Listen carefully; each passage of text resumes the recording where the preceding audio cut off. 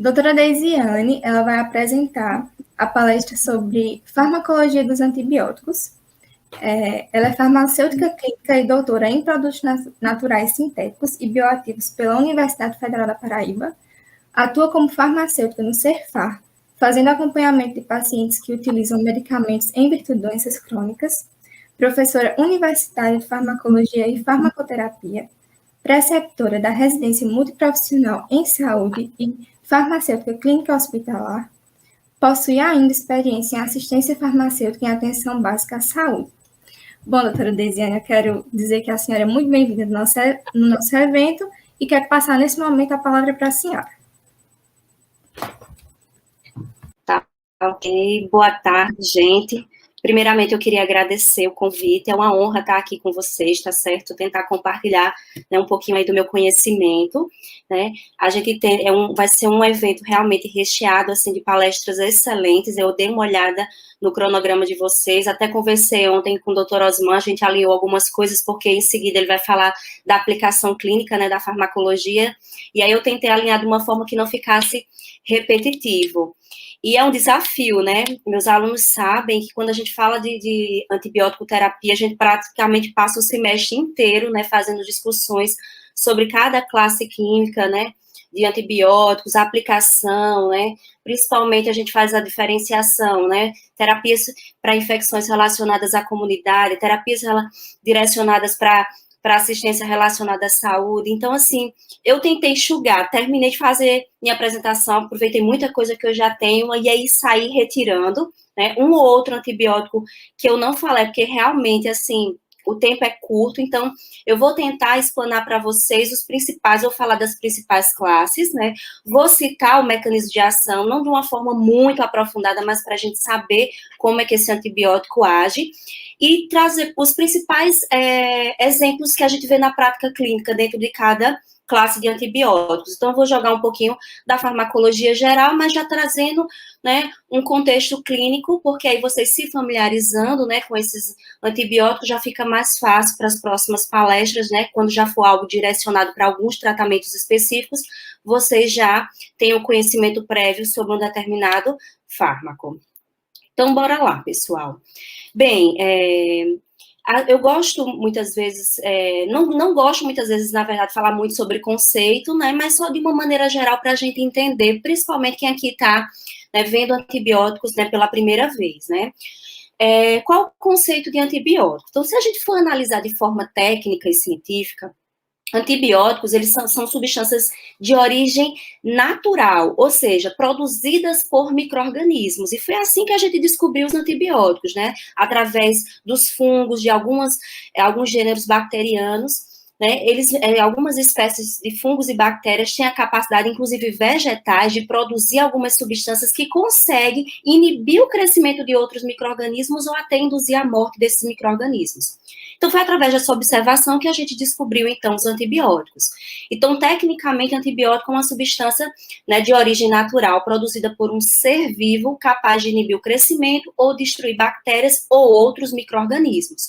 Porque a gente fala muito antibióticos direcionado para bactérias, mas tem antibióticos que têm ação sobre protozoários, tem antibióticos que também têm ação antifúngica, tá?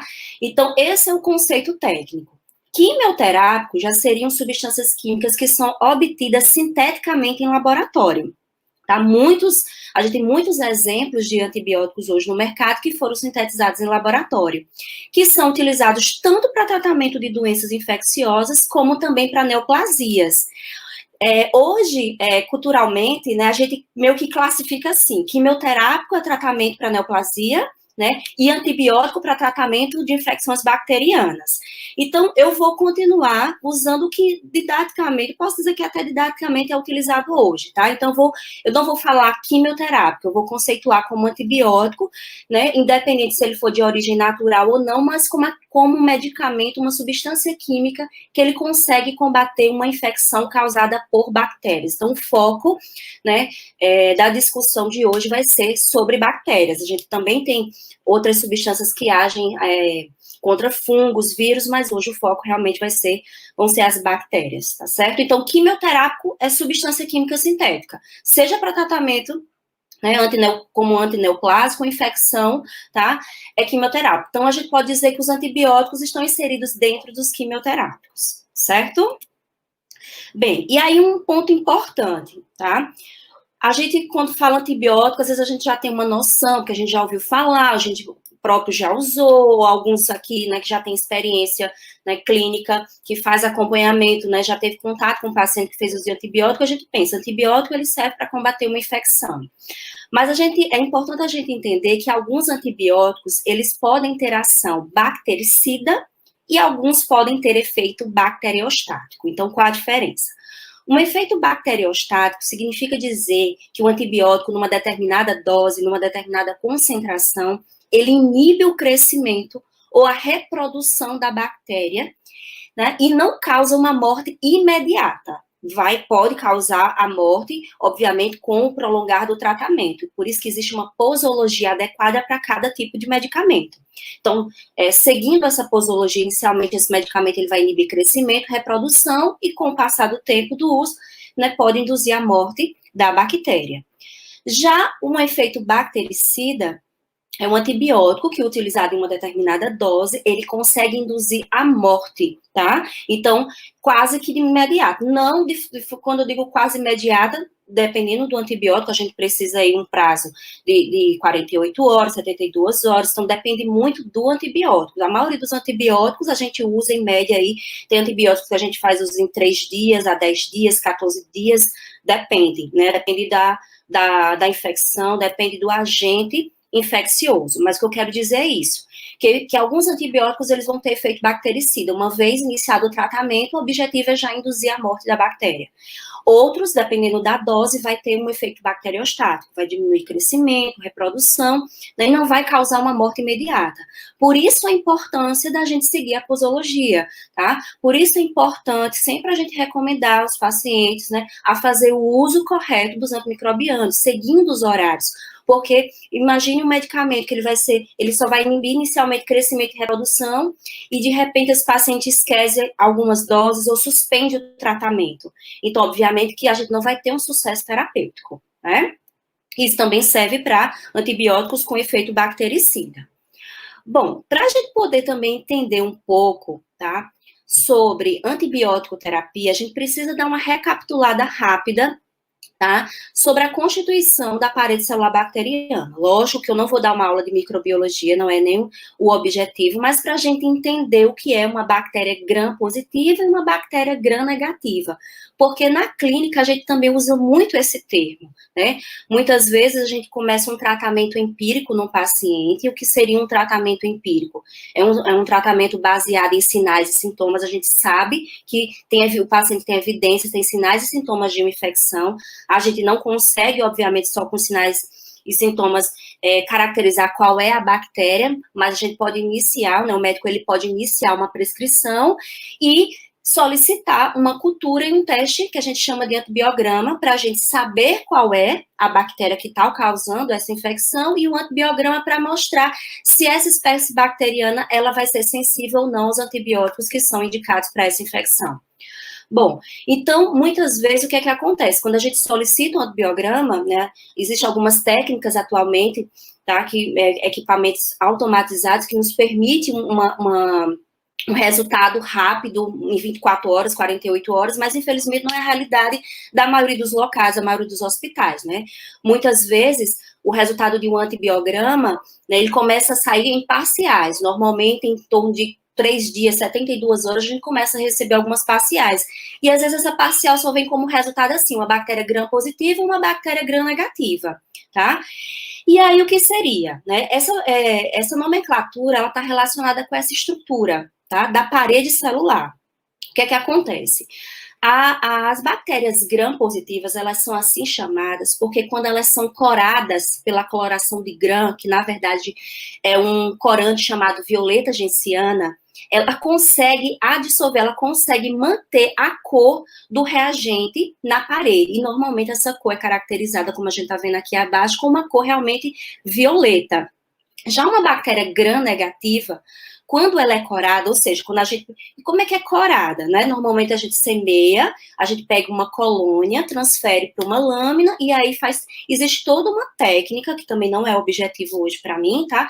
Como é que a gente realiza a análise dessa lâmina. Mas a gente sabe, uma das etapas primordiais é corar essa lâmina com esse reagente violeta, esse corante violeta genciana. E aí, nas bactérias gram-negativas, o que é que acontece?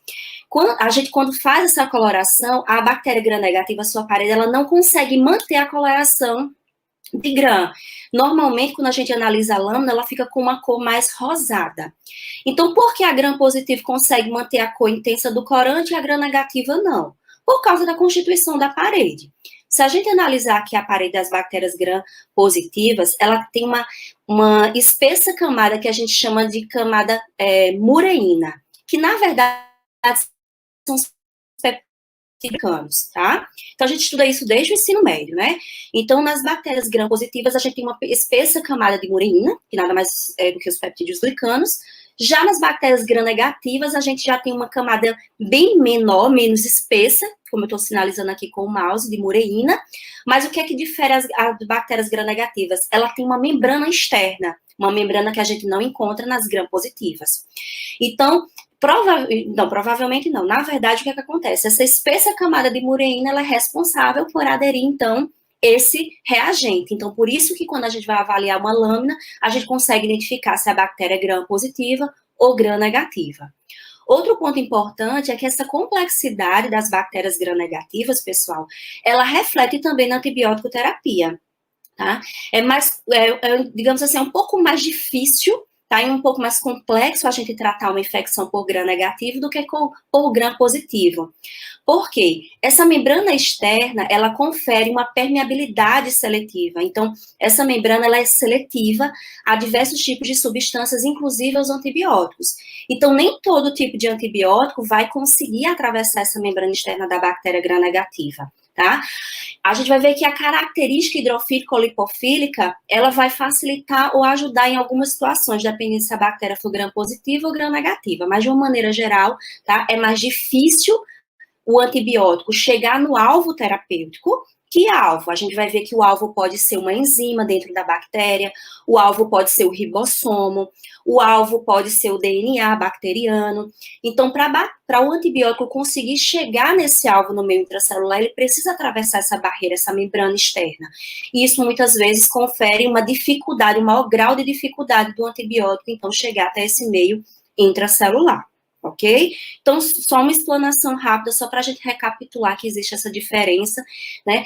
E por que é importante eu saber se é gram positivo ou gram negativo? Eu disse para vocês que anteriormente a gente pode fazer um tratamento empírico, né? Começa um tratamento empírico no paciente, isso é muito comum, principalmente no ambiente hospitalar, um paciente que está internado, por exemplo, numa UTI, há alguns dias, é muito comum acabar desenvolvendo um processo infeccioso, e a gente não pode esperar o resultado de um antibiograma para a gente intervir com um antibiótico. O processo de multiplicação e reprodução bacteriana, muitas vezes, é muito rápido e muito intenso, e esse paciente ele pode intercorrer por um choque séptico, e, porventura, via óbito. Então, a gente entra com um antibiótico de forma empírica, mas aguarda o resultado de um antibiograma para a gente confrontar a clínica do paciente com o resultado do antibiograma.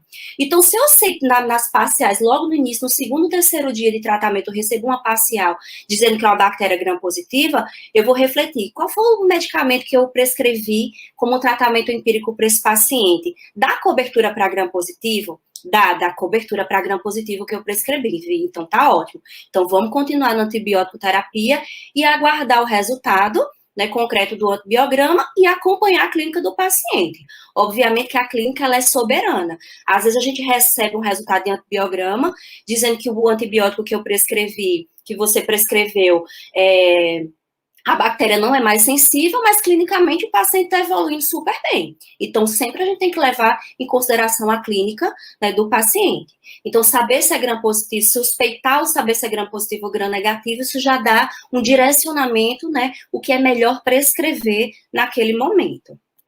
Bom, em relação à classificação dos antibióticos, gente, essa classificação ela pode ser baseada na origem do antibiótico. Por exemplo, se é um antibiótico de origem natural, se é um antibiótico semissintético ou um antibiótico totalmente sintético, certo?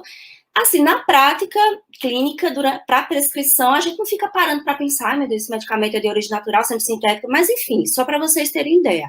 Uma classe muito importante de antibióticos de origem natural, né, que pode ser originada através de fungos, é a penicilina G. Então, é um antibiótico de origem natural. Já temos um grande número de antibióticos de origem semissintética. Muitas cefalosporinas, que eu vou falar hoje, de aplicação clínica, são semissintéticas. A amoxicilina, que é bem conhecida, é semissintética, tá?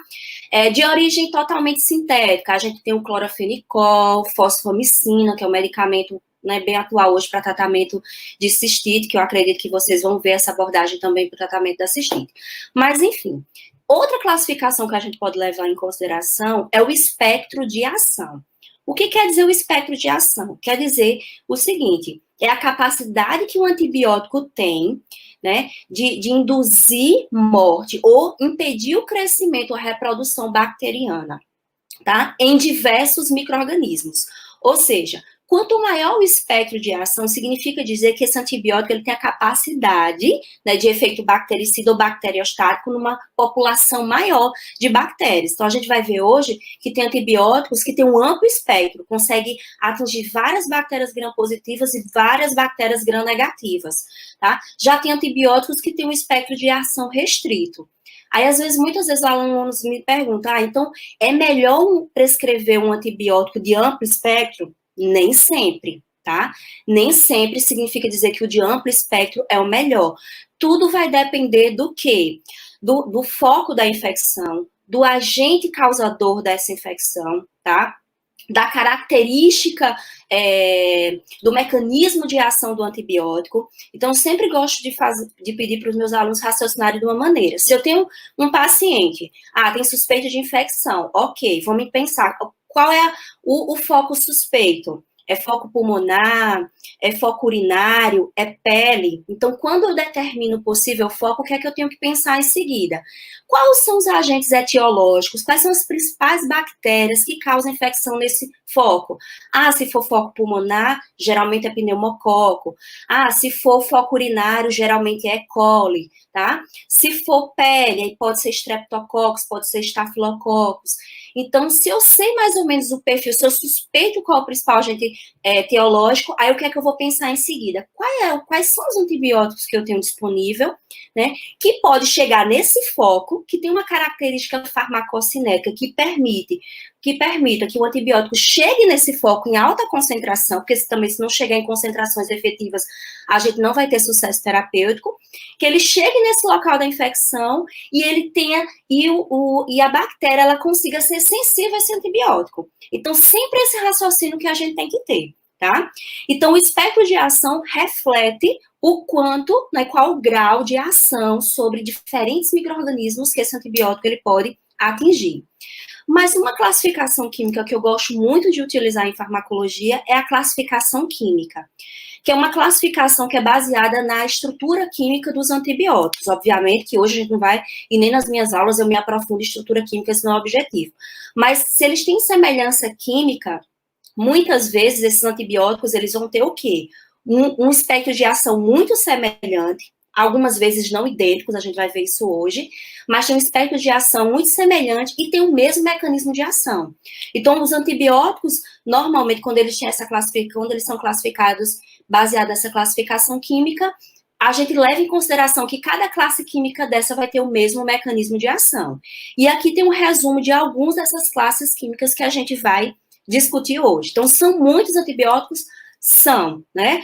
Mas um ponto muito importante, antes de a gente entrar realmente falar de cada classe de antibióticos, é a gente compreender, pessoal, que uma infecção, ela pode ter dois perfis, tá? Eu gosto sempre de começar falando sobre isso, porque a gente vai ver uma imensidão de antibióticos e a gente vai ficar, às vezes fica perdido. Sim, mas esse antibiótico eu vou usar para uma infecção leve, de um paciente que adquiriu na comunidade, né? Eu vou usar esse antibiótico já numa infecção que foi adquirida no ambiente hospitalar. Então, vocês vão ver que existem antibióticos que têm esse perfil. São antibióticos mais direcionados para infecções comunitárias e existem antibióticos que são mais direcionados para uma infecção que a gente chama hoje relacionada à assistência à saúde. Gente, eu sei que eu estou falando um pouquinho rápido, mas aí o pessoal aí da organização, se tiver alguma pergunta, alguma coisa, quiser que eu repita ou fale um pouquinho devagar, é só sinalizar. Porque como tem muita coisa, eu estou falando um pouco rápido, tá? Bom, o que seria uma infecção adquirida na comunidade? Né? O próprio nome já diz, é uma infecção que ela foi adquirida no ambiente comunitário, ou seja, não foi uma infecção que foi adquirida após uma internação hospitalar. Tá? É aquela, como eu coloquei aqui, presente no momento, o paciente ele pode até ter uma infecção grave, ele precisar de um atendimento hospitalar, mas ele não adquiriu essa infecção, né, por um procedimento médico. Às vezes até alguns exames de imagem, né, invasivos podem vir acarretar possivelmente um processo infeccioso, mas não é o caso. Ele adquiriu sem ter contato, né, não teve nenhuma assistência médica, adquiriu uma infecção. E aí, nesse momento, ele dá entrada, por exemplo, na unidade hospitalar, tá? Ou esse tratamento ele pode ser feito também de forma ambulatorial no consultório, né? Infecções leves, geralmente, elas são tratadas, né, a nível ambulatorial. E aí, o que é que acontece? Quando esse paciente, ele busca um atendimento, a gente tem que fazer uma avaliação, se ele teve contato, se ele teve uma internação recente, se ele fez algum exame invasivo, porque caso contrário, a gente vai caracterizar essa infecção que foi adquirida realmente na comunidade. E é importante eu saber por quê. Porque o perfil de bactérias no ambiente comunitário geralmente é diferente do perfil de bactérias que eu encontro numa unidade hospitalar, tá? Eu posso até encontrar algumas bactérias semelhantes. Eu posso encontrar, por exemplo, Klebsiella, E. coli no ambiente comunitário e posso encontrar no ambiente hospitalar. Só que todo mundo já ouviu falar que bactéria ela desenvolve mecanismo de resistência. Significa dizer que as bactérias, cada vez mais, elas estão menos sensíveis à ação dos antibióticos. Então, no ambiente hospitalar, tá? Essas bactérias normalmente não respondem mais a qualquer tipo de antibiótico. Então, por isso que eu tenho que levar em consideração, se essa infecção é adquirida na comunidade, eu tenho uma possibilidade de utilizar um arsenal, né, selecionar alguns antibióticos que não precisam ser um antibiótico, por exemplo, de amplo espectro, porque essa infecção ela foi adquirida na comunidade, geralmente as cepas elas não são muito resistentes, responde a diversos antibióticos ainda, então por isso que eu tenho que ter esse conhecimento se essa infecção foi adquirida na comunidade ou não. Porque caso a infecção ela esteja relacionada à assistência à saúde, né, que já foi muito conhecida como infecção hospitalar, tá? Eu preciso levar em consideração se essa infecção é relacionada à assistência à saúde, porque, como eu disse, o perfil de bactérias é completamente, não vou dizer completamente, mas muito diferente, principalmente em relação ao perfil de resistência. Então, quando o paciente ele desenvolve sintomas de infecção no ambiente hospitalar, ele está admitido, ele foi internado, eu tenho que levar em consideração há quanto tempo ele começou a manifestar esses sintomas. Normalmente, após 72 horas de internação, a gente já leva em consideração que essa infecção ela foi adquirida após a internação. Mas se esses sintomas normalmente surgem antes das 72 horas, a gente já atribui, avalia, obviamente faz a anamnese aí do paciente, se ele não tiver tido contato antes com uma unidade de pronto atendimento, enfim, não tiver tido contato com assistência médica, a gente atribui como uma infecção comunitária e trata como infecção comunitária, mesmo o paciente estando no ambiente hospitalar, tá? Às vezes eu vejo muitas vezes acontecer o seguinte, eu trabalho em UTI, faço acompanhamento também, farmácia clínica em UTI, e a gente recebe muito, às vezes, paciente que passou apenas um dia na unidade de pronto atendimento, é encaminhado para uma unidade hospitalar, para uma UTI, porque intercorre, mas ainda ele está com perfil de infecção comunitária. E já chega com indicação, com uma prescrição de uma UPA com um antibiótico de amplo espectro, já com meropenem, já com uma piperacilina com tazobactam, e a gente podia muitas vezes tratar dependendo do perfil da infecção, lógico que não é uma regra, como a ceftriaxona, como a cefepima, enfim. Mas por isso que é importante eu ter noção, pessoal, sobre esse perfil de infecção, tá? Porque a gente vai ver que tem antibióticos que são mais direcionados para a infecção comunitária e alguns que são mais direcionados para esses perfis de infecções mais graves, que normalmente, né, acometem pacientes em leitos hospitalares. Bom, então, diante de todas as classes, né, que a gente tem possíveis, eu sempre gosto de começar com os beta-lactâmicos. Por quê? Porque a classe maior que a gente tem disponível são antibióticos que têm muitas aplicações clínicas, tá? A maioria é indicado para infecções comunitárias, ou para profilaxia cirúrgica, e a gente fica com uma quantidade um pouco restrita para infecções relacionadas à assistência à saúde. Então, a maioria para infecções comunitárias, algumas situações para profilaxia cirúrgica e algumas situações para infecções relacionadas à assistência à saúde. Bom, quando eu falo de beta-lactâmicos, a beta-lactâmicos é a família. Tá? Dentro da família dos beta-lactâmicos, aí eu tenho as subclasses, no caso as classes, né, dentro da família. Eu tenho as penicilinas, carbapenemas, cefalosporinas e monobactâmicos. Pessoal, eu não vou falar de monobactâmico, a gente só tem um representante no Brasil, tá? E, assim, a maioria dos locais que eu já trabalhei, geralmente o azitreonam, que é o monobactâmico, muitas vezes não faz parte da padronização. Então, eu preferi dar preferência a outros antibióticos que a gente realmente usa mais na prática clínica. Então, por que esses medicamentos eles são chamados beta-lactâmicos? Porque eles apresentam um núcleo clínico chamado anel beta-lactâmico. Não vou dar aula de química, mas como a gente está vendo aqui, o anel beta-lactâmico é um anel constituído por 3 átomos de carbono mais um átomo de nitrogênio. Então, todos os fármacos beta-lactâmicos, seja penicilina, seja carbapenema, tá? Seja monobactâmico, cefalosporina, todos eles vão ter esse núcleo básico, um anel beta-lactâmico. Na farmácia, a gente usa um termo que a gente chama grupo farmacofórico, que é o grupo responsável pela atividade antimicrobiana. Então, todos os beta-lactâmicos têm que ter esse núcleo químico presente e ativo. Se ele for danificado, que a gente vai ver que tem situações que ele vai ser danificado, desculpa. Se esse anel beta-lactâmico ele for alterado, o medicamento ele perde seu efeito. A gente não tem mais atividade antimicrobiana. Desculpa, gente. É o que eu falo, né? Vou falando, às vezes eu nem respiro. Bom, então, é esse anel beta-lactâmico que é responsável pelo mecanismo de ação de todos os fármacos dessa família. Bem, e aí como é que age um antibiótico beta-lactâmico? Pessoal, a gente deu uma breve recapitulada aí sobre a parede celular bacteriana. E aí um mecanismo que eu posso citar assim, de uma forma bem geral para os beta-lactâmicos é que todo beta-lactâmico inibe síntese de parede bacteriana. Então, se eu quiser lembrar de forma bem rápida, simples, todo beta-lactâmico inibe a síntese da parede bacteriana. Se a gente for estudar na microbiologia, a gente vai ver que existem etapas para sintetizar essa parede. Também não vou me aprofundar. Normalmente são 3 etapas.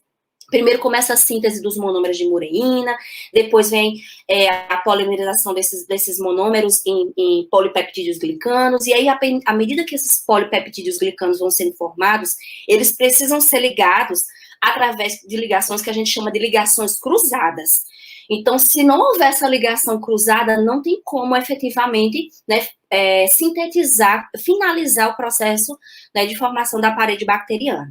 Então, é nessa terceira etapa, quando ocorrem essas ligações cruzadas, que os beta-lactâmicos agem. Aqui a gente tem a representação de 2 polipeptídeos glicanos, tá certo? Não vou me aprofundar isso aqui em química, mas o que é que eu quero que vocês entendam?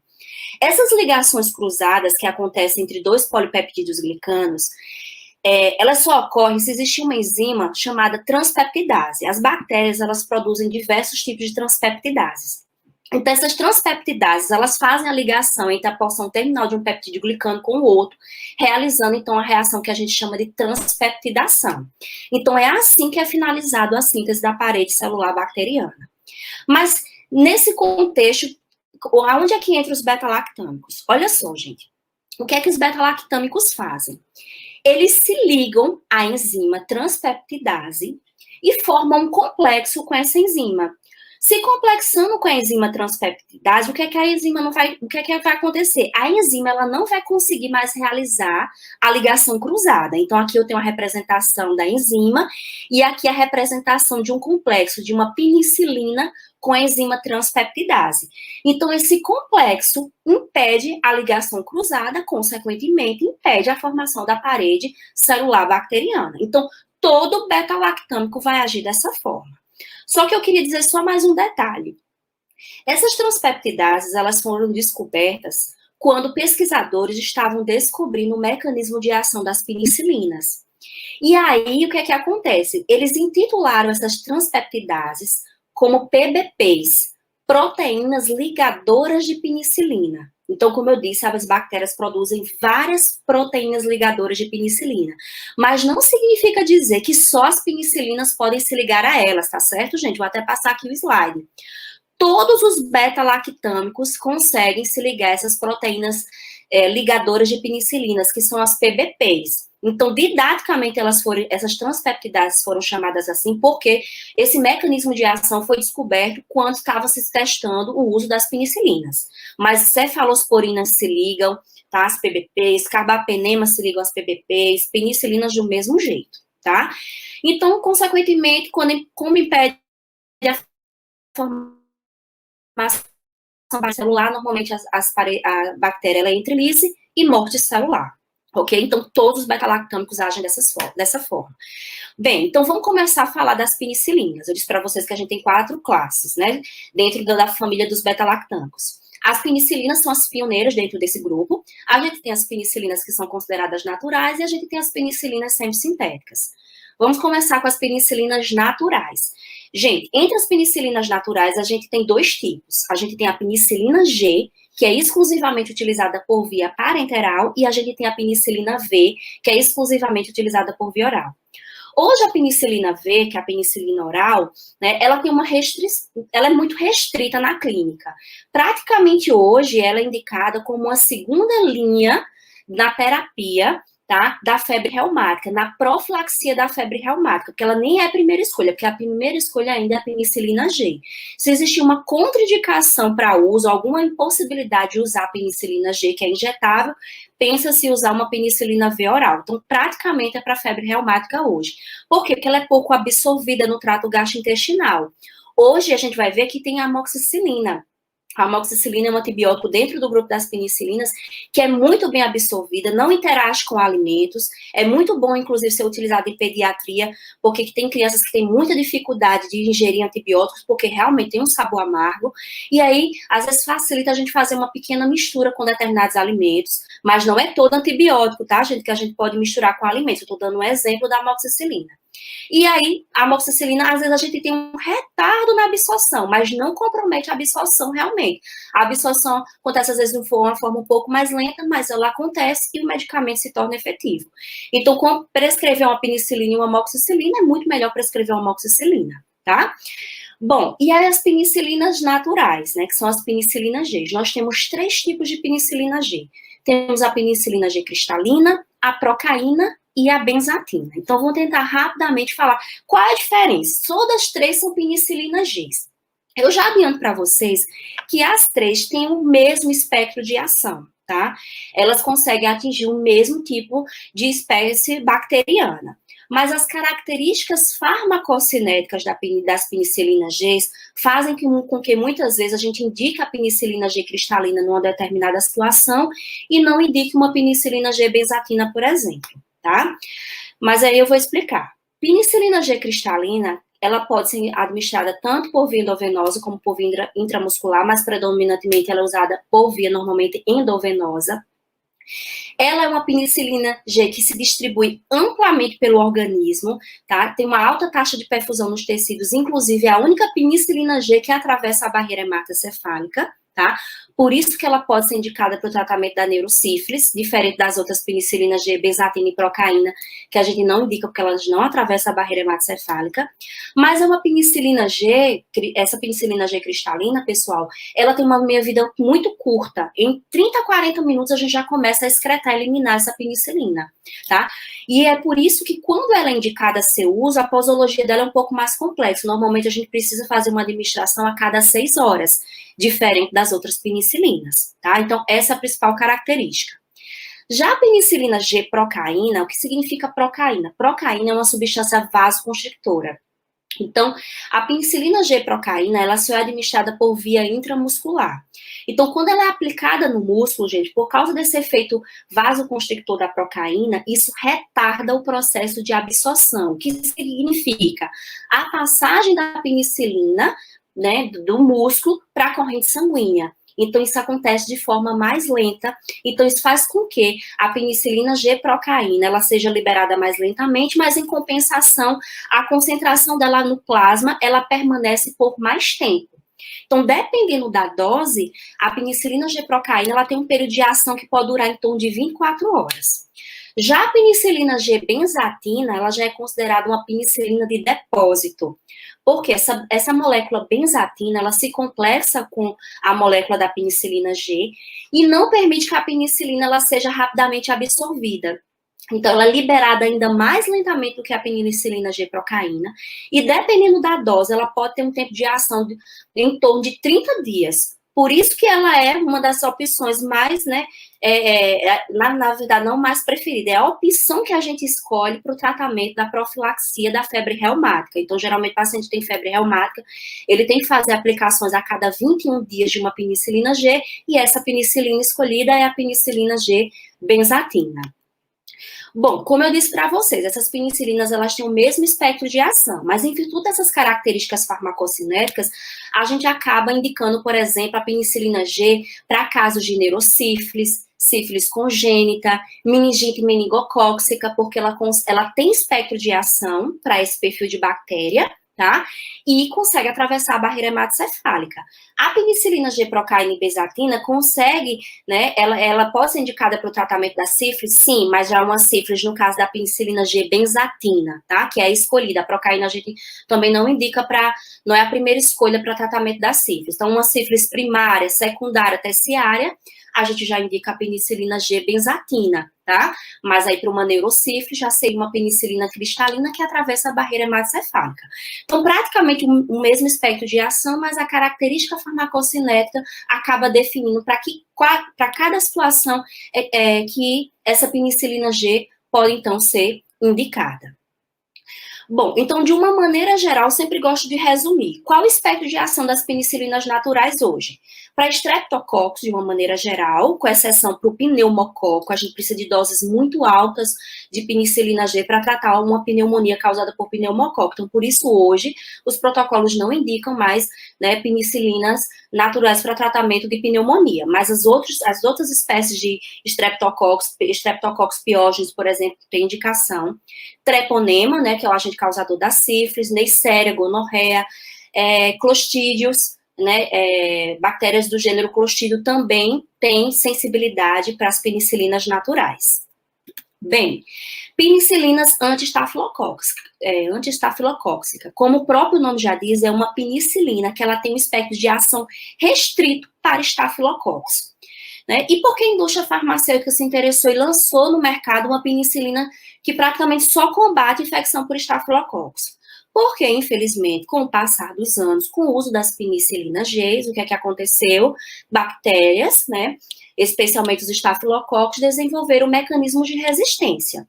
Um dos principais mecanismos de resistência dos estafilococos, gente, é a produção de uma enzima que inativa aquele núcleo beta-lactâmico que eu mostrei para vocês anteriormente, que é o núcleo responsável pela ação do antibiótico.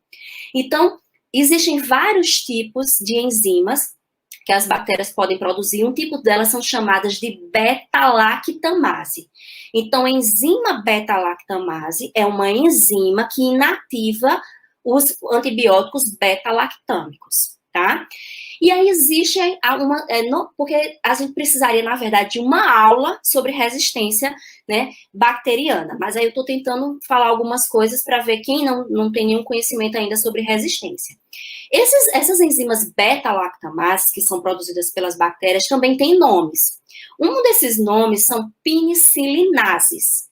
Então, o que é uma penicilinase? É uma enzima beta-lactamase, tá? Que é produzida por algumas cepas bacterianas, como, por exemplo, Staphylococcus, que inativa especialmente o anel de quem? Das penicilinas. Por isso que são chamados de penicilinases. Então, hoje existem muitos estafilococcos, inclusive na comunidade, que produz penicilinase. E aí, nesse caso, se eu tenho uma infecção por estafilococcus produtor de penicilinase, não adianta eu usar uma penicilina natural, porque essa penicilina natural, ela não vai ser efetiva para o tratamento. Então, por isso que existe a oxacilina. No Brasil, a gente só tem oxacilina injetável, que ela é indicada para casos mais graves, de infecções mais graves, por ser um medicamento injetável. A gente não indica, por exemplo, uma furunculose, um furúnculo isolado, eu vou tratar com oxacilina. Não, a gente tem medicamentos por via oral, inclusive cefalosporinas, que eu ainda vou falar, que são efetivas para uma furunculose única. Não é um caso. Já mais para um caso de uma infecção mais grave, aí a gente pode indicar uma oxacilina. Quando a gente tem suspeita, mas especialmente quando a gente tem confirmação que essa infecção está sendo causada por Staphylococcus aureus, produtor de penicilinase, tá? E aí, a partir da ação, da observação da ação desse antibiótico sobre as bactérias, a gente utiliza muito um termo hoje em dia na clínica, que quer dizer o seguinte: essa bactéria é oxacilino resistente. O que significa dizer isso? É uma bactéria que já produziu mecanismo de resistência contra a oxacilina. Então, o que é que acontece? Se uma bactéria ela não responde mais à oxacilina, quem dera respondesse à penicilina. Obviamente, não vai mais responder praticamente a nenhuma penicilina mais. Então, se a bactéria ela foi identificada no antibiograma como como bactéria, Staphylococcus oxacilino resistente, então significa dizer que nenhum antibiótico do grupo das penicilinas, e pouquíssimos, na verdade, antibióticos a gente tem no mercado que vão ser efetivos para essa infecção. Porque se esse Staphylococcus é resistente à oxacilina, então já é provavelmente já é uma bactéria multiresistente, tá? Bem, dentro do grupo das penicilinas, a gente tem as aminopenicilinas, tá? Que a gente também conhece como penicilinas de largo espectro. Por que penicilina de largo espectro? Porque ela tem um espectro mais amplo, especialmente para quem? Para bactérias gram-negativas. Então, a amoxicilina e a ampicilina, ela tem um espectro maior para bactérias como, por exemplo, enterobactérias, do que as penicilinas naturais. Na verdade, as penicilinas naturais não dão cobertura para enterobactérias, tá? Então, poderia ser o caso de uma Shigella, de uma E. coli, tá? Então, geralmente, infecções, né, de vias respiratórias, tá? Ou de vias urinárias, como a cistite, respondem ao tratamento com amoxicilina ou ampicilina. Aí eu gosto sempre também de fazer uma comparação. A amoxicilina isolada, ela só tem em forma farmacêutica oral, e a ampicilina, ela tem oral e também na forma parenteral. Normalmente, entre prescrever uma amoxicilina e uma ampicilina, também normalmente se prefere uma amoxicilina, porque a amoxicilina, como eu falei para vocês, é muito bem absorvida no trato gastrointestinal. A ampicilina nem tanto, tá?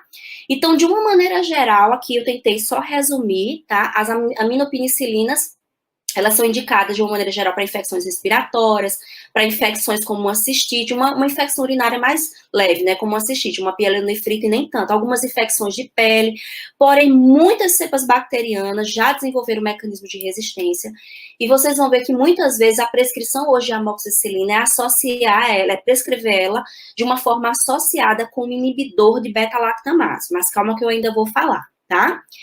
Bem, dentro do grupo das penicilinas, a gente também tem as penicilinas de espectro ampliado. O exemplo que eu trouxe para vocês é a ticarcilina e a piperacilina. Qual é a diferença desses antibióticos para, por exemplo, a amoxicilina? Elas têm um espectro de ação mais amplo ainda para bactérias gram-negativas, inclusive tem ação contra uma bactéria super temida em ambiente hospitalar, que é a Pseudomonas aeruginosa, que é uma bactéria gram-negativa, muitas vezes difícil de ser tratada. tá? Então, a ticarcilina e a piperacilina, o que tem ela diferencial?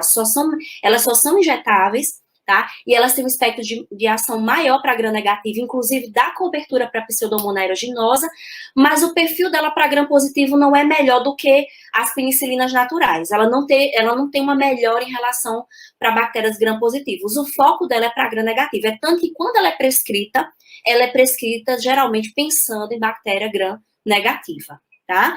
E é restrito para uso hospitalar, certo? Então, só para infecções graves. Bom, como eu disse para vocês, muitas bactérias desenvolvem mecanismos de resistência produzindo enzimas chamadas beta-lactamases. Então, o que é que a gente tem hoje no mercado? Alguns antibióticos que são associados com inibidor de beta-lactamase, como ácido clavulônico, Subactam, Tazobactam. Então, vocês nunca vão ver no mercado, numa drogaria, essas substâncias isoladas. Elas sempre vão vir associadas com medicamentos beta-lactâmicos, porque qual é a função dela?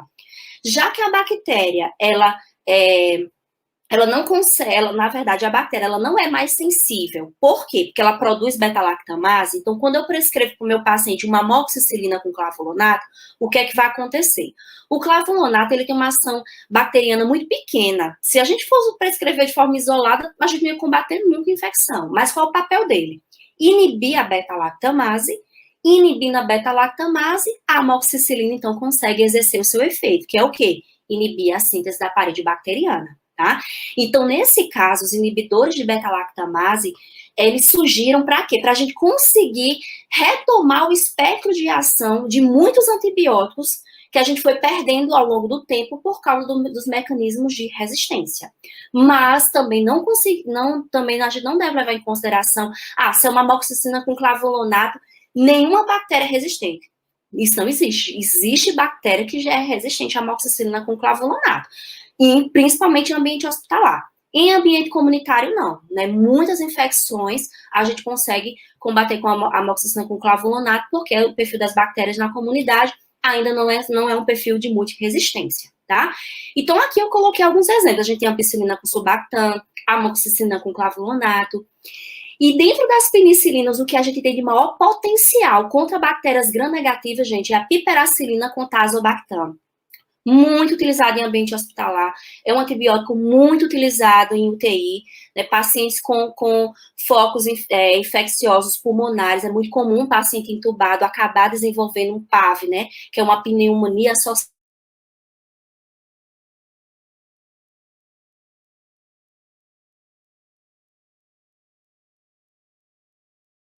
na amnésia espalina com Tazobactam, tá certo? Porque a gente começa com ela, porque ela especialmente dá cobertura para pseudomonas aeruginosa, que é um agente muito comum em ambientes hospitalares, certo? Reações adversas. Penicilinas, de uma maneira geral, gente, são antibióticos muito tranquilos. Às vezes a gente encontra casos de alergia, de hipersensibilidade, tá? Mas são antibióticos muito, assim, bons de se trabalhar. Às vezes o ruim é que, às vezes, acaba contribuindo com o uso irracional, tá? Prescrições excessivas, mas são antibióticos, normalmente, que não causam, né, tantos danos. É comum causar diarreia, como a maioria dos antibióticos, tá?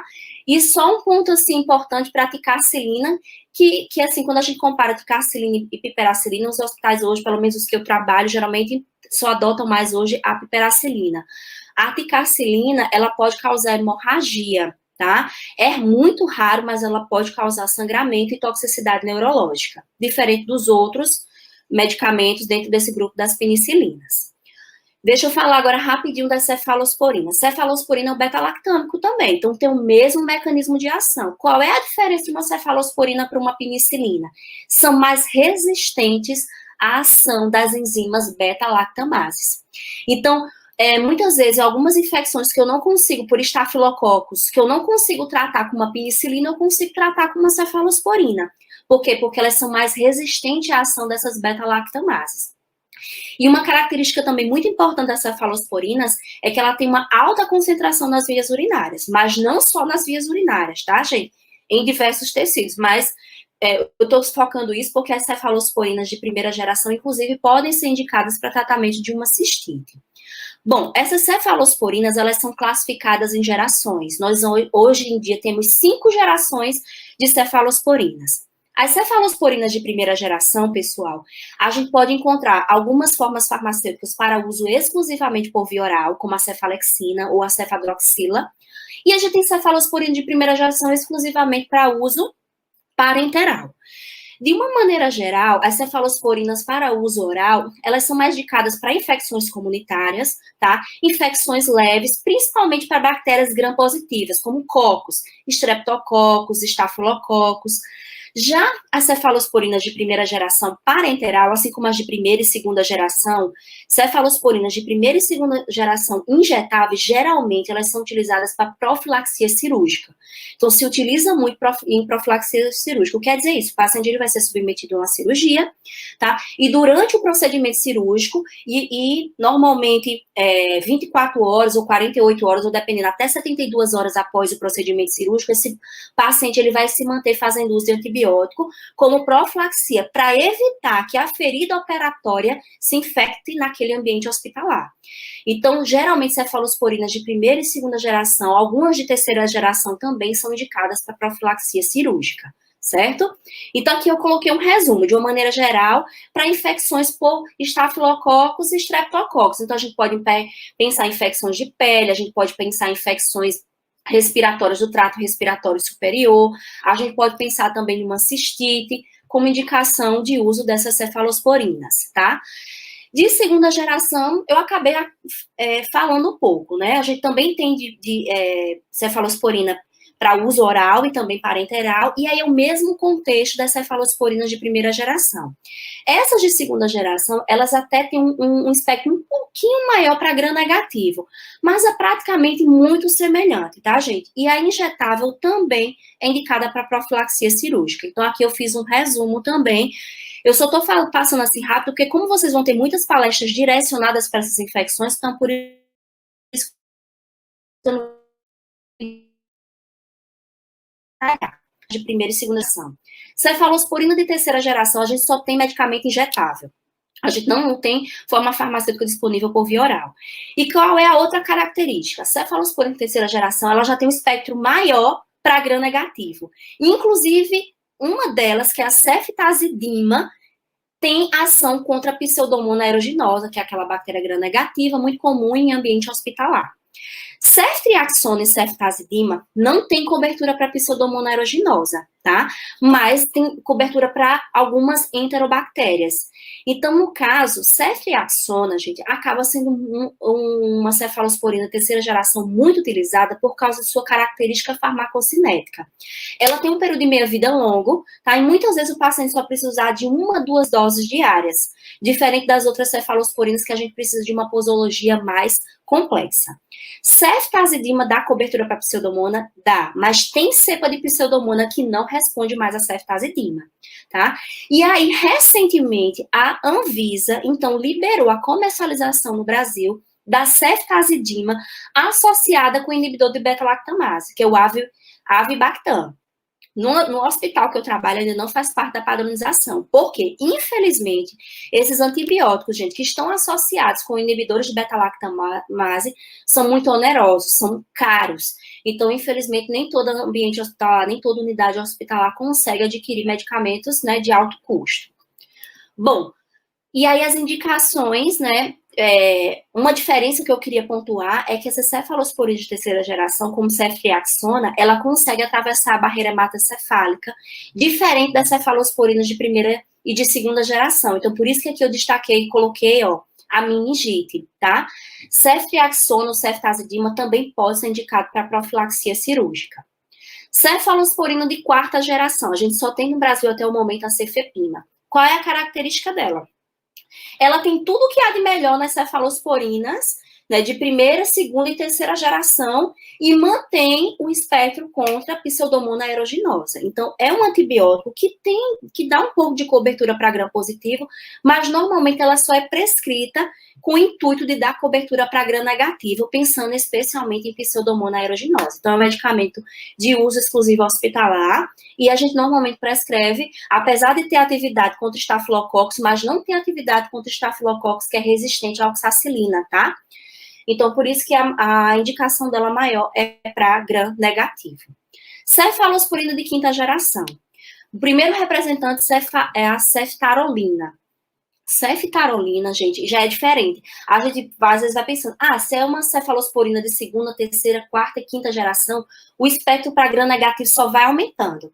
Mas nas cefalosporinas, não. A cefalosporina de quinta geração praticamente não tem espectro de ação para gram negativo, especialmente para gram positivo, como Staphylococcus aureus, que é resistente à oxacilina, também pneumococo, que é resistente também à cefalosporina. Então, a ceftarolina, ela pode ser indicada para infecção de pele, tecido subcutâneo, para pneumonia, e inclusive para infecções nesses focos que são adquiridos na comunidade, tá? Não significa dizer, é uma cefalosporina de quinta, só é para infecção que é adquirida no hospital. Não, ela é liberada também para infecções graves, né, em casos de resistência, de multiresistência que a gente vê na comunidade, certo? E recentemente saiu uma aprovação também da Anvisa da ceftolozana com tazobactam. Também é um medicamento bem oneroso e também não conheço ainda nenhuma unidade hospitalar, pelo menos, né, que eu conheça, que adotou ainda esse medicamento, mas é uma proposta terapêutica bem legal. Reações adversas, como as penicilinas, são medicamentos que, né, pouquíssimas reações adversas a gente encontra. A gente eu só tenho uma particularidade para falar da ceftriaxona, que a gente não indica para paciente neonato, tá? Em neonato, a ceftriaxona, ela tende a precipitar na bile, certo? E causar o que a gente chama de lama biliar. Então, a gente não indica para neonato, ou seja, para recém-nascido, certo?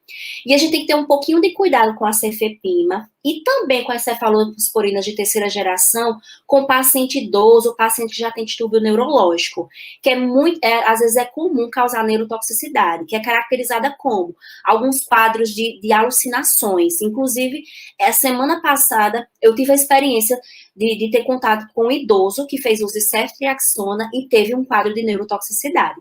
Não é todo idoso que vai apresentar, tá? Mas um caso ou outro a gente consegue observar. Bem, carbapenema. Pessoal, carbapenema é uma classe muito importante de antibióticos dentro dos beta-lactâmicos, principalmente em âmbito hospitalar. Por quê?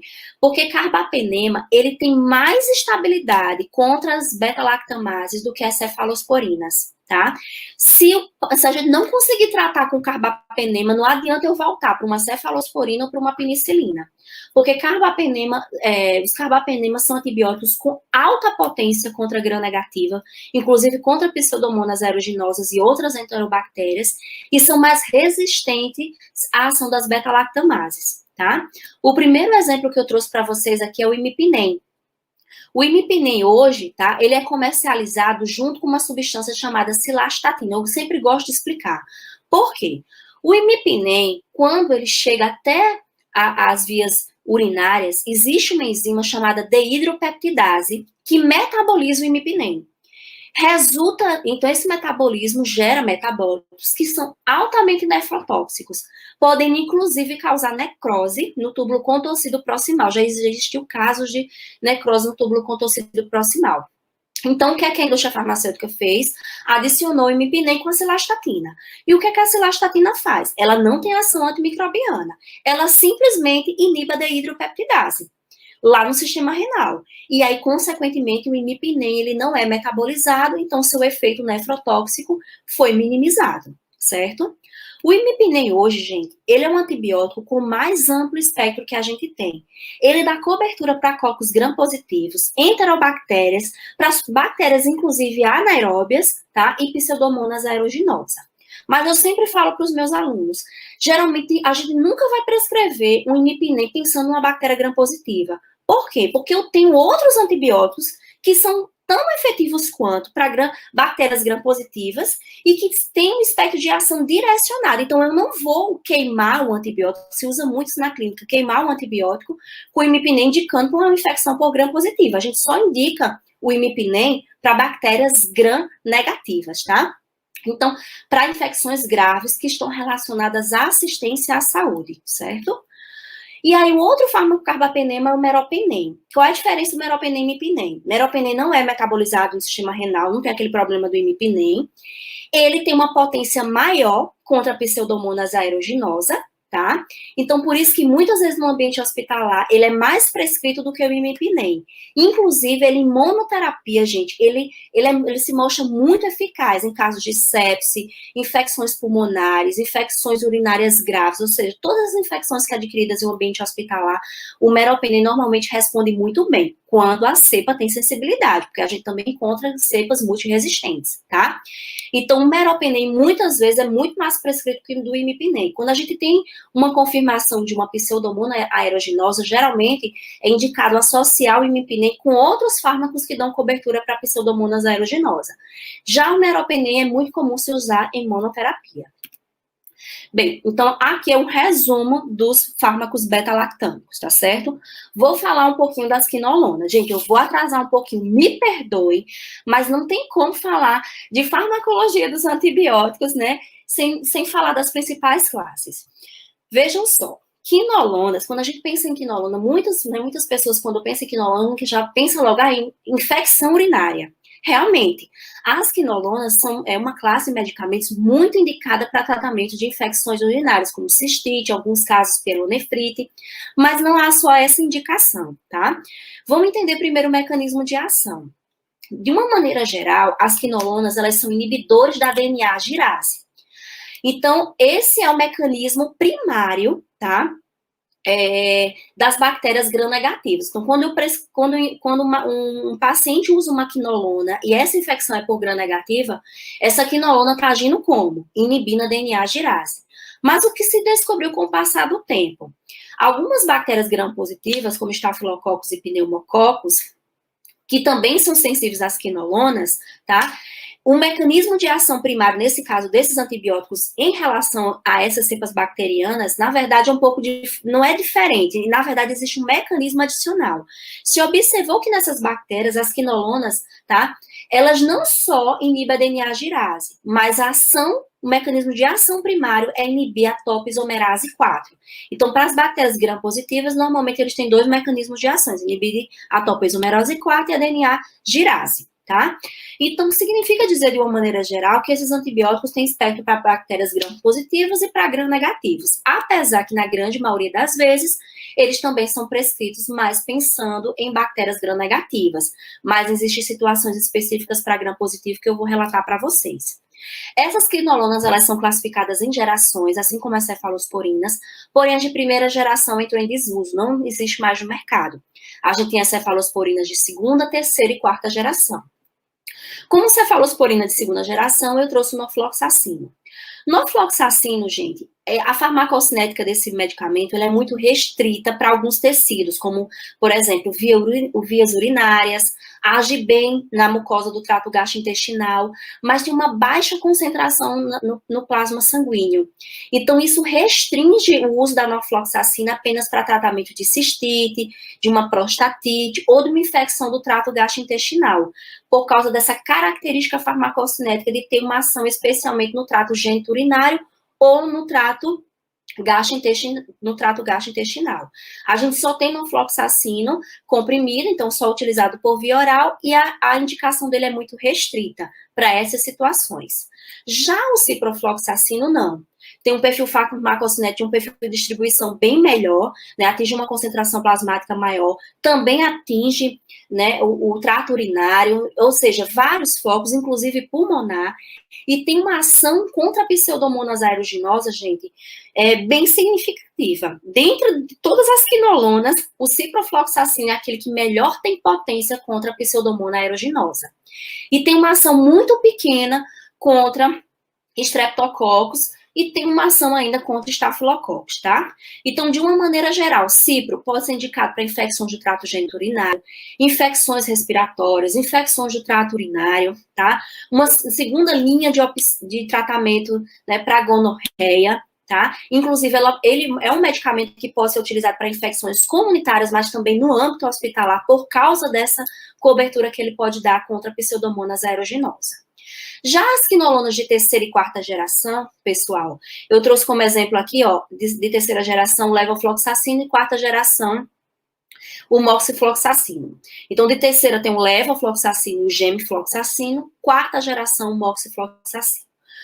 A característica mais importante dessas quinolonas é que elas são chamadas de quinolonas respiratórias. Isso não é à toa. Por quê? Porque essas quinolonas, elas têm uma excelente atividade contra pneumococo, contra Streptococcus pneumoniae, que é normalmente o principal agente etiológico da pneumonia comunitária. Então, esses medicamentos agem de forma muito significativa. Muitas vezes não é a primeira opção de escolha na comunidade, tá? Porque vocês vão ter uma abordagem sobre pneumonia, e vocês vão ver que muitas vezes a gente faz uso de associação de cefalosporinas com macrolídeos. Mas é uma excelente opção, principalmente para paciente que já tem quadros de resistência ou alergia a beta-lactâmico, é uma excelente opção. Mas também pode agir contra a pseudomonas aeruginosa? Pode. O levofloxacino pode agir, mas não tem a mesma potência que o ciprofloxacino. Pode ser indicado também para o tratamento de uma cistite? Pode, mas eu sempre faço meu aluno raciocinar.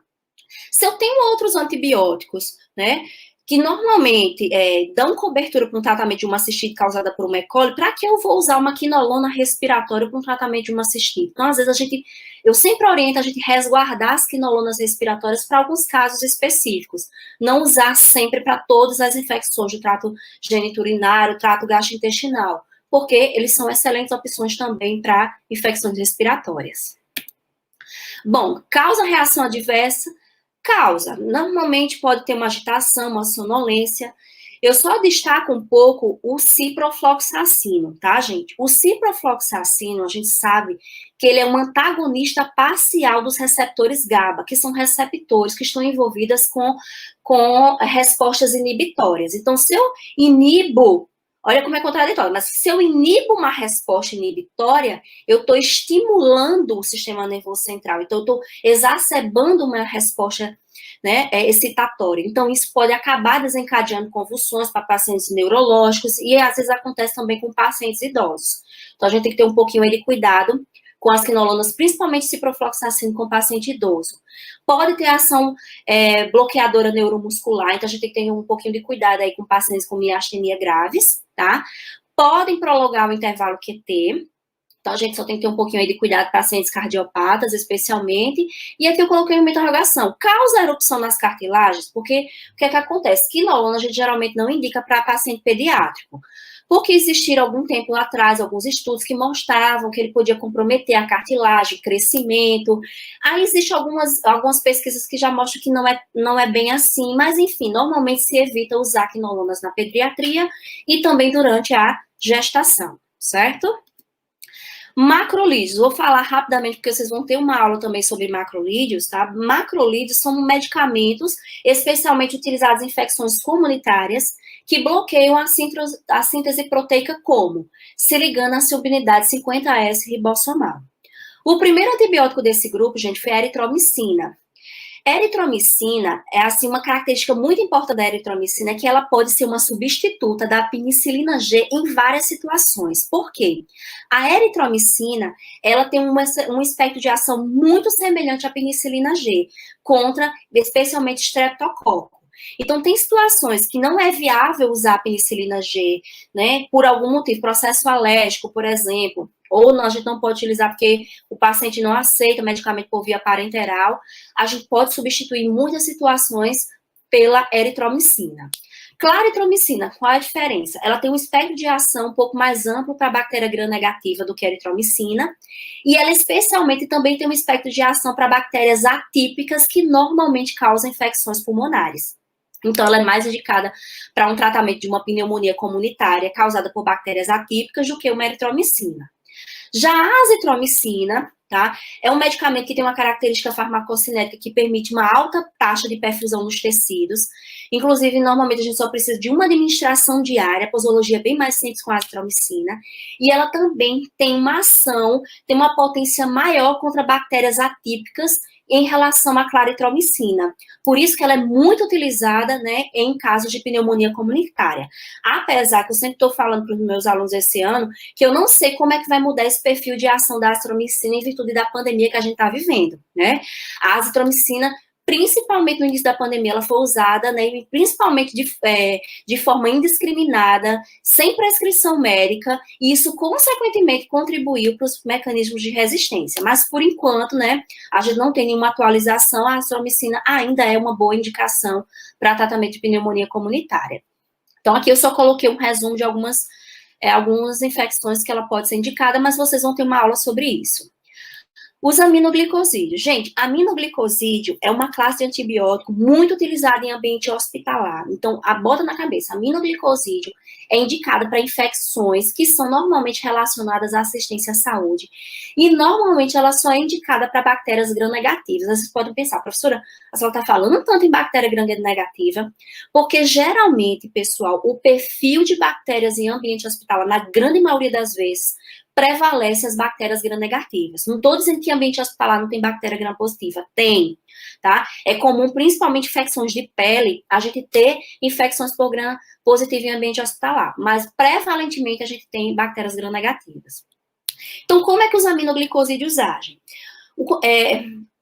Para os aminoglicosídeos chegarem no seu alvo, tá? Onde é o alvo dos aminoglicosídeos? É na subunidade 30S do ribossomo. Mas para ele chegar nessa subunidade, gente, os aminoglicosídeos, ele necessita de um transporte ativo. Então, ele precisa de energia do transporte ativo para ele conseguir atravessar a membrana externa, tá? E aí, uma característica, os aminoglicosídeos normalmente têm carga positiva e na face interna da bactéria, geralmente, é um predomínio de carga negativa. Então, normalmente, a diferença de potencial também favorece a entrada do aminoglicosídeo, inclusive a presença de oxigênio também. Então, em outras palavras, aminoglicosídeo só é efetivo para bactérias aeróbias. Bactérias anaeróbias, não adianta eu tratar com aminoglicosídeo, porque ele só consegue chegar no seu alvo farmacológico em presença de oxigênio. Então, se a bactéria for anaeróbia, nem pense em aminoglicosídeo, mesmo se é uma bactéria gram-negativa, mesmo se for uma bactéria gram-negativa anaeróbia, eu não consigo tratar, certo? Bem, e aí, como eu falei, predominantemente a indicação para pseudomonas aeruginosa, para enterobactérias, a Acinetobacter baumannii, gente, que é outra bactéria gram-negativa muito comum em ambiente hospitalar, e geralmente a aminoglicosídeo dá cobertura. Eu coloquei aqui que a gente pode ter um sinergismo farmacológico com os beta-lactâmicos. Em algumas situações isso acontece. Quando eu associo um aminoglicosídeo com beta-lactâmico, o que é que vai acontecer? O beta-lactâmico vai facilitar a entrada do aminoglicosídeo. Por quê? Porque o beta-lactâmico vai inibir a síntese da parede e isso vai permitir facilitar a entrada do aminoglicosídeo, tá? Então, existem algumas situações que é indicada essa associação. Quem são os aminoglicosídeos? A gente tem, por exemplo, a tobramicina. A gente tem tobramicina pó para inalação e solução para nebulização, para infecções pulmonares causadas por pseudomonas aeruginosa. A gente também tem solução oftálmica, pomada oftálmica, tá? Mas uma forma farmacêutica muito utilizada em ambiente hospitalar é a tobramicina injetável. A gente também tem, pessoal, a micacina. Eu pulei, eu acho que é a gentamicina. Desculpa, pessoal. Deixa eu voltar, então, para a gentamicina. Certo? É porque eu acho que eu tirei aqui a imagem de eu pensei que eu tinha falado aqui. Bem, tanto tobramicina como gentamicina praticamente tem o mesmo espectro de ação, tá certo? Gentamicina, a gente tem solução injetável, a gente também tem solução oftálmica, a gente também tem tratamento tópico, muitas vezes até associado com corticoide, como a betametasona. Bem, quando eu penso em medicamento injetável, que é a forma farmacêutica mais usada em ambiente hospitalar, né, gentamicina e tobramicina, ambos têm praticamente o mesmo espectro de ação, tá certo? Só que existe uma característica, às vezes acontece uma resistência cruzada. Se a cepa bacteriana normalmente adquirir resistência à gentamicina, existe uma grande probabilidade também de desenvolver resistência contra a tobramicina, tá? Então, muitas vezes, o que é que acontece? Quando a gente não consegue ter a tempo o resultado do antibiograma, muitas vezes a gente já começa com uma micacina. Por quê? Mesmo que a cepa tenha resistência à tobramicina e à gentamicina, às vezes ela não tem mecanismo de resistência contra a micacina. Então, os mecanismos de resistência são menos comuns na micacina, apesar que existem cepas em ambiente hospitalar que têm resistência contra a micacina, tá, gente? Mas o que eu quero que vocês entendam é o seguinte, a possibilidade de resistência é menor com a micacina do que a tobramicina e a gentamicina, certo? Mas o resultado de um antibiograma pode nos mostrar a realidade daquele local, se realmente a cepa é resistente a todos os aminoglicosídeos ou só a gentamicina. Enfim, o resultado do antibiograma vai facilitar. Reações adversas. A aminoglicosídeo tem uma característica, nefrotoxicidade, tá? Então, por isso que a aminoglicosídeo não é indicado, gente, usar por um período de tempo muito prolongado, tá? Fazer 2 ciclos de aminoglicosídeos, às vezes, compromete muito a função renal do paciente. Outro problema é a ototoxicidade, né? Ou seja, perda da audição e às vezes do equilíbrio. Só que se eu pensar num paciente com rebaixamento de consciência, muitas vezes esse paciente não interage no ambiente hospitalar que eu estou falando. Então, muitas vezes a ototoxicidade a gente não consegue mensurar, porque é um paciente que já não interage. Muitas vezes a gente só acaba, né, observando esse efeito, às vezes após a alta do paciente, tá? E quando a gente observa, porque às vezes pode também ser reversível. Quanto mais rápido for esse ciclo, menor probabilidade de uma ototoxicidade permanente, tá? Bom, e os glicopeptídeos? Gente, glicopeptídeo, agora eu vou falar um pouquinho de alguns antibióticos que têm espectro para gram positivo. Vancomicina é outro antibiótico muito utilizado em ambiente hospitalar, gente.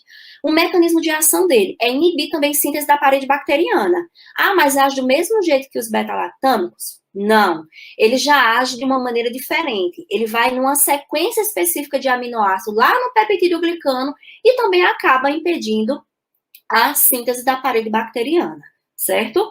Mas qual é a diferença? Vancomicina, ela só tem espectro de ação para gram positivo. Então, para estafilococcus, que é resistente à oxacilina, professora, vanco é uma opção? Vanco é uma opção. Enterococo, pneumococo também, que é resistente à cefalosporina, também é uma indicação. Então, se eu estou no ambiente hospitalar, eu tenho suspeita de uma infecção por gram positiva, né, é muito comum, muitas vezes, começar a terapia empírica usando vancomicina. A vanco também, gente, é indicada para tratamento de colite pseudomembranosa. Paciente que faz uso de diversos antibióticos acaba alterando a microbiota intestinal e acaba contribuindo para o crescimento do Clostridium difficile. E aí, Clostridium difficile é uma bactéria anaeróbia e a gente não consegue combater essa infecção com muitos antibióticos. Normalmente, o antibiótico mais utilizado na comunidade é o metronidazol, mas em ambiente hospitalar seria a vancomicina. Outro antibiótico, sim, em relação às características farmacocinéticas. Vancomicina se distribui em diversos tecidos, inclusive na barreira hematocefálica. Por que eu estou falando isso? Porque existe um outro antibiótico chamado teicoplamina, que eu vou falar para vocês, que tem um espectro de ação muito semelhante a vanco, mas não é indicado para meningite, porque ele não consegue atravessar a barreira hematocefálica, certo? Bem, causa reações adversas? Causa. Vancomicina, vou destacar a principal reação adversa. A vancomicina, gente, ela tem que ser administrada um tempo de infusão bem lento no paciente. Porque muitas vezes o que a vancomicina acaba fazendo quando a gente infunde de forma rápida? Acaba induzindo a liberação de histamina. E é bem característico o paciente desenvolver uma síndrome que a gente chama síndrome do pescoço vermelho ou do ombro, ou síndrome do homem vermelho. Às vezes é confundido como uma reação alérgica, mas não é uma reação alérgica. É uma reação adversa em virtude da infusão rápida da vancomicina, tá? Outra característica da vanco, nefrotoxicidade, tá? Também é um outro antibiótico bastante nefrotóxico. Em algumas situações, em caso de insuficiência renal, a gente tem que fazer ajuste de dose, reduzir um pouco a dose do paciente para poder manter a estabilidade, né, do paciente.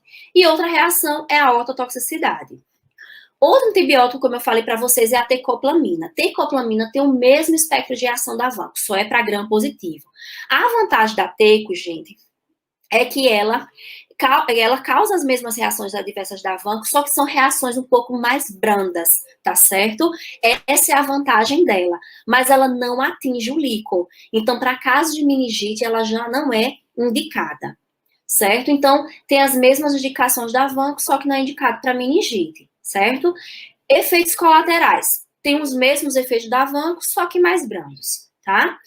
E aí, um outro medicamento, o último que eu vou falar para gram positivo, é a linezolida. Gente, linezolida é um medicamento também específico para gram positivo, só que o mecanismo de ação dele não é inibir síntese de parede, é inibir síntese proteica, porque se liga à fração 50S do ribossomo, tá? Na prática clínica, quando a gente usa linezolida, quando a cepa bacteriana tem resistência a vanco e teico, linezolida, porque normalmente a bactéria, quando ela é resistente a vanco, a teico, normalmente ela ainda se mostra sensível à linezolida. O problema da linezolida é o quê? É o preço, é o custo que é muito elevado, tá?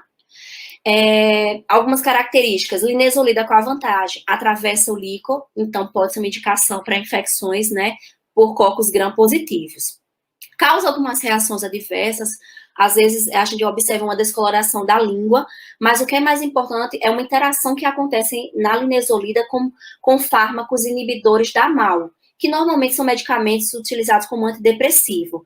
Por quê? A linezolida potencializa a ação da serotonina.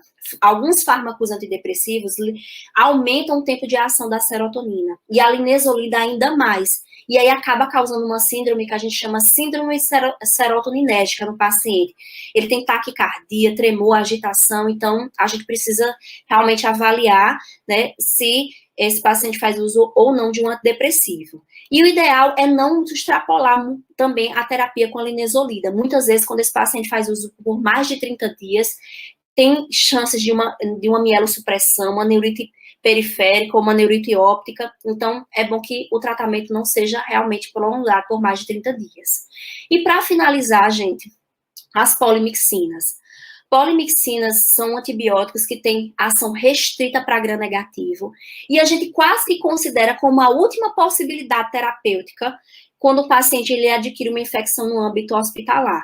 Então, geralmente, a gente diz que é quase que um último recurso. Então, quando a gente não conseguiu controlar mais a infecção com pipetazo, com carbapenema, a gente tem que buscar a polimixina. Polimixina, como é que ele age? Ele age na membrana, tá?